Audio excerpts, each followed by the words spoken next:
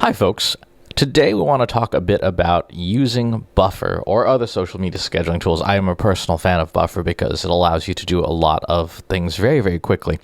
And wanted to go through the basic process that I use on a daily basis to schedule content and how I do it. This approach, I will tell you up front, this approach is not for everyone. It is not right for every brand. Do not take what I say as the right way to do it. There is no right way to do it. There's only the way that works best for you. A couple of prerequisites. You should obviously have a Buffer account, and you should connect your social media accounts to your Buffer account. You obviously should do this.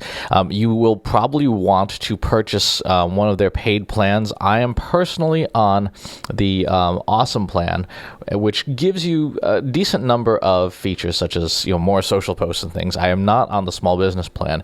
My employer, Shift Communications, is, and that gives you team member access and stuff. But for me personally, I don't need that.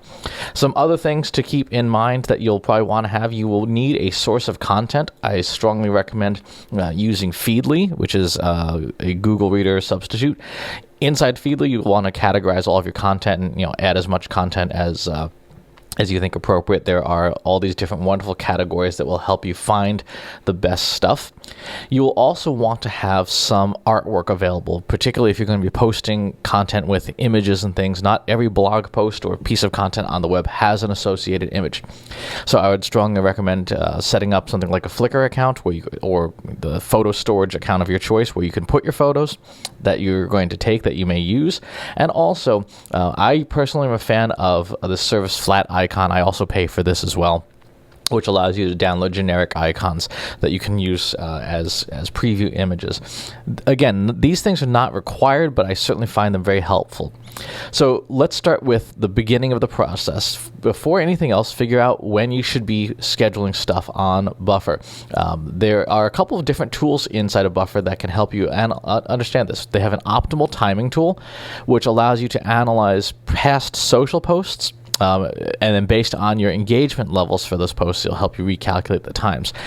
This presumes that you've got some content and analytics already that it can analyze. If you do not, there's a tool called Follower Wonk from Moz that can analyze at least your Twitter followers. You can't do other social channels, but it'll give you a general sense of when your followers are online. And this is important. You want to focus initially on when your audience is online and active, not when you are posting, because there are going to be biases in your schedule up front unless you post around the clock. So in this case here, it says that clearly there's an inflection point once you get to about 9 a.m., and then that stays pretty consistent until the late evening. So I could post at any of these times. I would definitely want to post sometime between the hours of 9 a.m. and 5 p.m. because my audience is a business-focused audience. It will also tell you when you're already posting, but that's not particularly helpful. So we know roughly when to set up our schedule inside of Buffer. The timings being, I'm personally going to post the morning, and then something to try and catch that early evening crowd at night. That's the basic schedule. Now, in order to get content into Buffer, there's a couple of different ways to do this. I am a big fan of using Feedly to give me recommendations for the stuff that's trending. So here, for example, on my iPhone, on the left side, I've got this blog called Data Tao that I rather like, and I will go through on a regular basis and pick and favorite the articles that I want to read. And then I can either on my phone or in my Save for Later collection go back and read the actual articles and decide whether they're not worth sharing. In this case, pretty clearly, definitely worth sharing. And I will save a lot more than I share. I will share 5 items a day, one of which is typically mine. But I will read through and save dozens of items per day, because you never know when you're going to find something interesting, or when you're going to have a day when there's not as much to share. And some things are pretty timeless. I also recommend having a very large supply of sources to read from. When you use a service like Feedly, you'll notice that it highlights things that are either most popular or starting to trend. And this is a great way of identifying top content. You can also click the Today in the web-based version, and anything that's got a little fire icon next to it or has got an orange number are articles that are starting to trend. They're Mashable, of course, and the big names, but then you have smaller blogs and more niche topics where there is still plenty of good reading to be had. So here's a Google Analytics case study by my friend Adam. What do you do once you've tagged all this content? The next thing to do is to go through and identify and read through maybe a few of the articles. So what I will typically do is I will actually open up by control clicking on these articles to spawn web browser tabs. Let's do one more here. Now, in order to schedule stuff quickly across your different channels, you'll want to have them all set up. You'll want to have if you're going to be posting on Pinterest, you'll want to have Pinterest boards that you've identified that where you're going to post things. One tip that I got from my friend and colleague Tamsin Webster is that if you want to share with media, the best place to do it is inside the post. So in this case, we see that there's a little share image here on page, and this will let me very quickly start to schedule the content I want to share. And now it's scheduled across all 5 networks. And of course, the image is already pre-selected, so all I need to do is add that in.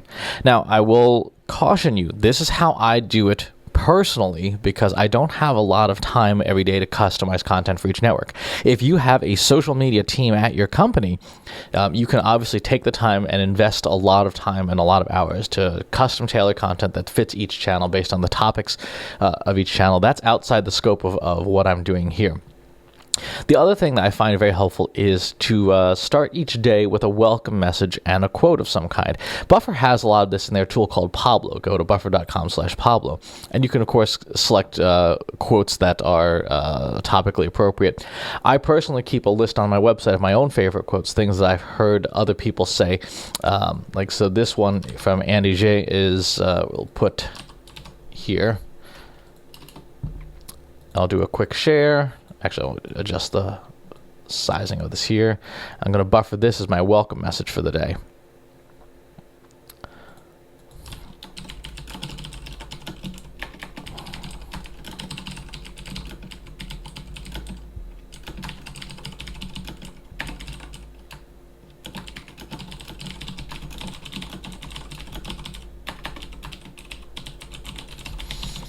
I will mention, by the way, if you, depending on the domain name registrar you're using, you can set up subdomains. I have like my welcome message that redirects to a specific page on the internet. So like my welcome message is where that place goes, which I find enormously helpful. Okay, it looks like we are in good shape here. Let's make sure we've got... Oh, looks like my message is 2 characters too long. So let's trim that down, add to the queue. And there's my welcome message, which fills up my first slot of the day. I'm going to bring up Buffer along the side here so that we can see items populate. Buffer has a calendar feature that tells you what your schedule looks like, and you'll see it fill in as you schedule content. I do find actually that this is less useful than I would like it to be, because you have to do it on a network by network basis, and I would like to schedule things in one fell swoop. So Plotly, another way you can do this is allow Buffer to try and detect the image. So in this case, there's one. I use a hashtag for my daily social posts. You obviously do not have to. You can do it any way you like. But you can see just how quickly, once I've actually read the content and vetted it, either on my phone or on the desktop.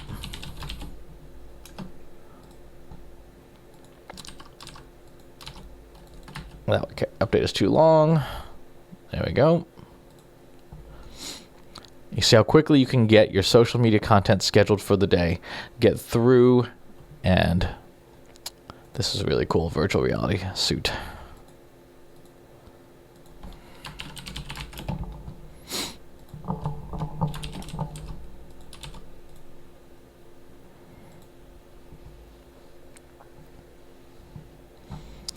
And then once the updates are in, simply close those tabs, and you'll see your buffer fill up nicely. Thus, in the span of just a few minutes, I have identified content, I have created my welcome messaging, I have populated my feed for most of the day. I still need to obviously put this blog post in there. And it's taken a very short amount of time. So you can do social media in the sense of sharing and scheduling interesting content without it taking hours per day. You just have to have good data sources to start. You have to have all your ducks in a row in terms of schedule and analytics, and then use the built-in browser features, either through the extension or on images themselves, to get your content loaded up quickly. If you'd like more information about social media in general, feel free to stop by my blog at ChristopherSpenn.com. I'm certainly happy to share information there. And of course, follow me on all the social media channels. As you've seen, the content I share on the channels is all pretty much the same. So feel free to follow me on the channel that you like best rather than having to follow all 5. Thanks for watching, and I'll talk to you next time.